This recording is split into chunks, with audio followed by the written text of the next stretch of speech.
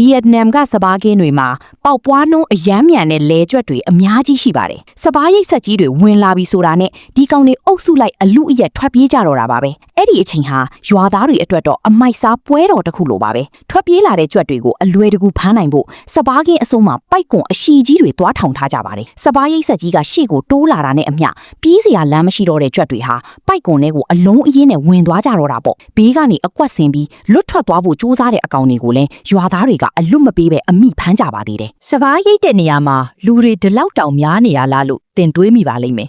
တကယ်တော့သူတို့အားလုံးကစဘာရိတ်ဖို့လာတာမဟုတ်ဘဲကြွက်လာဖမ်းကြတာပါစဘာတွေစားပြီးဖီးနေတဲ့ဒီလေကြွက်တွေကိုဒေသခံတွေကအမွှေးရှည်ကြွက်လို့ခေါ်ကြပြီးဗီယက်နမ်လူမျိုးတွေကတော့ဒီကြွက်သားကိုအထူးတလဲနှစ်ချိုက်စားသုံးလေးရှိကြပါတယ်ဒီလိုရွာလုံးကျွတ်ကြွက်ထွက်ဖမ်းတဲ့အလေးအထားကြောင့်လေသမားတွေအနေနဲ့လေစဘာကင်းတွေမှာကြွက်တက်စီသုံးစရာတိတ်မလိုတော့ပါဘူးတအီကားလောက်ရှိတဲ့စဘာကင်းတစ်ခုတည်းကနေတင်ကြွက်အကောင်ကြီးယာနဲ့ချီပြီးရကြပါတယ်ဒါပေမဲ့လေလူတွေဒီလောက်ဝိုင်းဖမ်းနေတဲ့ခြားကနေရေမြောင်းတွေတဲ့အသက်လူခုံချပြီးထွက်ပြေးလွတ်မြောက်သွားတဲ့ကြွက်တွေလည်းအများကြီးရှိနေပါသေးတယ်